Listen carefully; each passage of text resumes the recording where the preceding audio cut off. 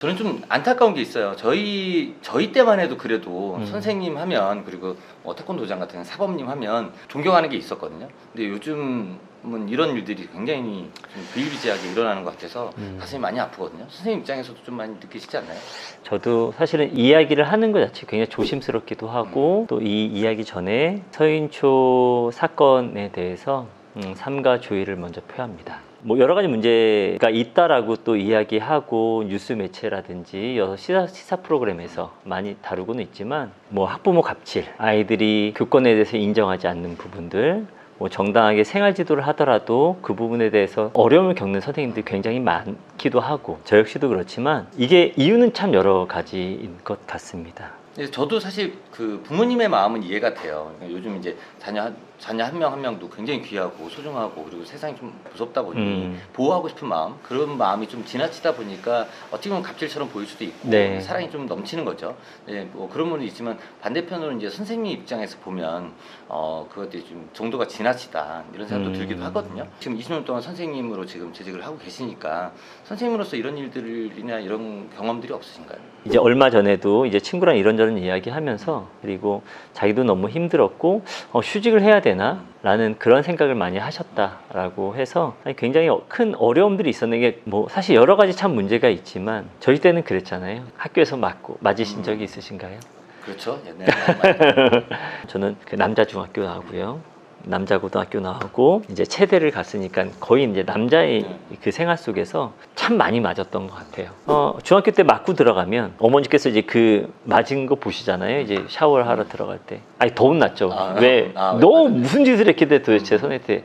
선생님이 그렇게 때릴 정도면 너무 아주 큰 잘못했다라고 하는 그런 권위를 인정해 주셨고, 저희들도 선생님 때리면 당연히 그러니까는 그 폭력에 대한 정당성을 말씀드리는 것이 아니라 스승과 제자, 그 다음에 선생님과 학부모의 관계가 바르게 정립되었던 때가 있었죠. 근데 물론 지금도 저는 그렇게 생각합니다. 그러니까 서희초 사건에서도 전체가 그렇다고 보지는 않고요. 선생님들이 지금 이야기하는 부분들도 전체 아이들과 전체 학부모님을 대상으로 하는 것이 아니라 아주 일부분의 아이들, 아주 일부분의 학부모들이 그런 행동들을 함에 따라 선생님들이 선생님다운 행동들을 교권을 올바르게 사용하지 못하고 교육을 올바르게 하지 못하는 그런 게 아닌가라는 생각을 좀 하게 됩니다. 제가 이제 뭐 잠깐 봤는데 교육부 장관님께서 인터뷰하는 걸 봤어요. 네네. 거기에서는 그러더라고요. 그러니까 요즘은 칭찬도 못하는 시대다. 선생님들이 칭찬을 하면 차별을 한다. 왜 우리 아이는 칭찬이 덜 갔느냐 이러면서 칭찬도, 그러니까 혼내는 것도 뭐 혼내는 건 당연하고 칭찬도 이제 못하는 시대가 됐다라고 굉장히 그 어려움을 토로를 하더라고요. 그러니까 그런 분에서 느끼신 거는 없으세요? 이건 뭐 제가 실질적으로 한 몇 년 전에 이제 교육청에서 연수를 좀 봤는데요. 장사님께서 이렇게 말씀을 하셨죠. 자는 애들 깨우지 마세요. 왜 그런지 여쭤보니까 남학생들은 괜찮습니다. 근데 뭐 여학생 같은 경우는 일어나 라고 했을 때 손을 터치하는 것만으로도. 그렇죠. 이게 손을 터치하면 이게 성추행이 될 수도 있고, 혹은 이게 폭력이 될 수도 있는 그 여지들이 있기 때문에, 그러니까는 아예 여지를 주지 않았으면 좋겠다라고 말씀하셔서, 그게 불과 몇 년 전이었었거든요. 우리는 과연 무엇을 할 수 있을까? 교사들의 입장에서는 무엇을 할 수 있을까에 대한 고민이 사실은 그때부터 저는 좀 개인적으로 들었습니다. 그래서 저는 이런 사건들이 자꾸 발생할 때마다 교사의 사명감이 좀 줄지 않을까라는 걱정이 돼요. 그러니까 예전에는 내 자식처럼 정말 혼내가면서라도 올바른 사람을 만들겠다, 아니면 올바른 지식을 전달하겠다라는 사명감을 가졌는데, 요즘은 이런 어려움, 이런 두려움, 이런 것들 때문에 하나씩 쳐내다 보면 뭐 난 전달하는 것뿐이고 받아들이진 안 받아들이든 그건 너의 몫이다, 이렇게 하고 그냥 좀 가볍게 교육하는 형태로 넘어가지 않을까라는 걱정이 들거든요. 거기에 대해서는 어떻게 생각하세요? 뭐 많은 교사께서는 사실은 뭐 그럼에도 불구하고 아이들을 교육하기 위해서 참 많이 애를 쓰시지만, 가르치는 것에만 좀 더 집중하고 아이들을 생활교육하는 부분에 있어서 어려움을 토로하는 분들이 굉장히 많죠. 그래서 일선 학교들은 학생부장을 굉장히 꺼려하는 1순위라고 많이 하십니다. 신규 선생님이 학생부장하는 경우도 계시고, 소위 말해 이제 기간제 선생님들도 학생부장을 하는 경우가 있는 것은 그거에 하나의 반증이겠죠. 그러니까 생활지도하는 게 제일 어렵다.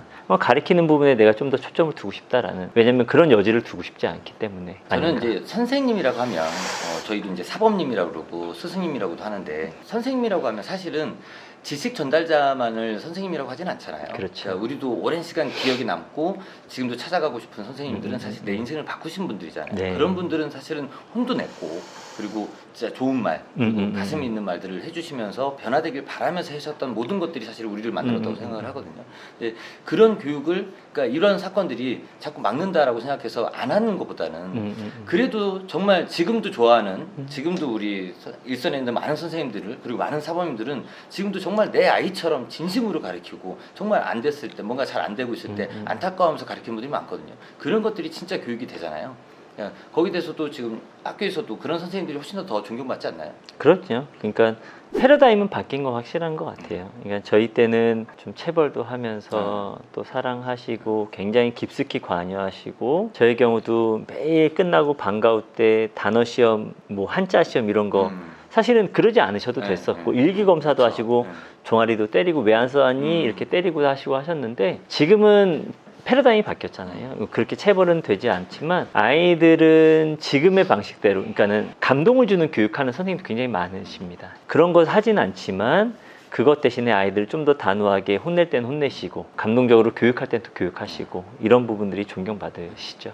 지금 스포츠 교육학 박사님이시고 네. 학교에도 이제 오랜 경험이 있으신데 지금 또 태권도장도 계속 보내셨었잖아요. 네네. 네. 그래서 태권도장에서는 사실 저도 이렇게 도장에서도 이제 체벌이나 혼내거나 그렇지 않으니까 이런 좀 더 제자들과 가까워지고 그렇게 진짜 관계성 속에서 더 사랑을 느낄 수 있게끔 교육하게 하려면 어떻게 하는 게 더 좋을지.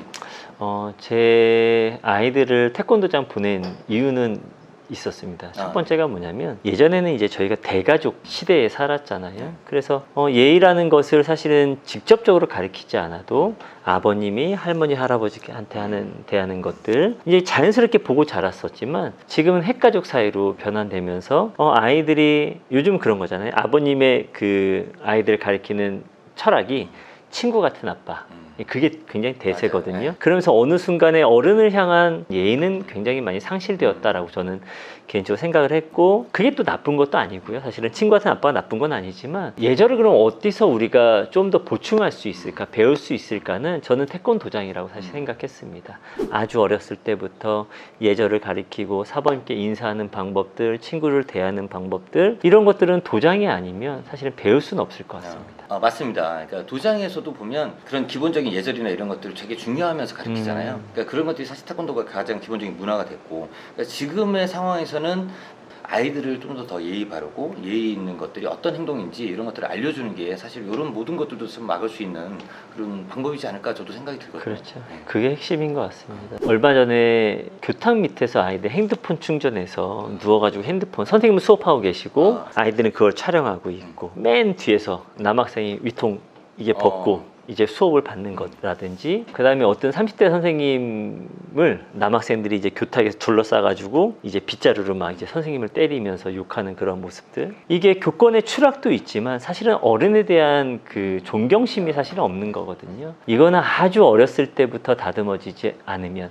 교육받지 않으면 사실은 그게 중학교, 고등학교 올라와서도 그런 모습들이 계속 이어진다라고 생각하기 때문에, 저는 우리나라에서 태권도장의 역할이 굉장히, 저는 개인적으로 크다고 생각을 합니다. 저는 이럴 때일수록 태권도 지도자들이 사명감을 가지고 더 예절, 어른에 대한 공경하는 의식이나 이런 것들이 중요하다는 것들을 계속 교육하는 게 사실 이 사회를 위해서라도 꼭 필요하다고 저는 생각을 합니다. 네, 저는 태권도장에서만 할 수 있는 것 같습니다. 사실은 학교에서는 뭐가 많이 들어왔냐면 인성교육은 굉장히 많이 들어왔어요. 인성교육이 많이 들어왔지만 사실 예절 교육이라는 것들은 거의 찾아보기 어렵거든요. 예전에 저희가 체육 시간에 이렇게 인사하고 이런 것들이 별로 뭐 안 좋은 모습으로 많이 보였지만 그런 것들조차도 아예 지금은 시행하지 못하고 있는 상황이기 때문에 도장에서의 역할이 너무 중요해진 시대가 아닌가라는 생각을 하게 됩니다.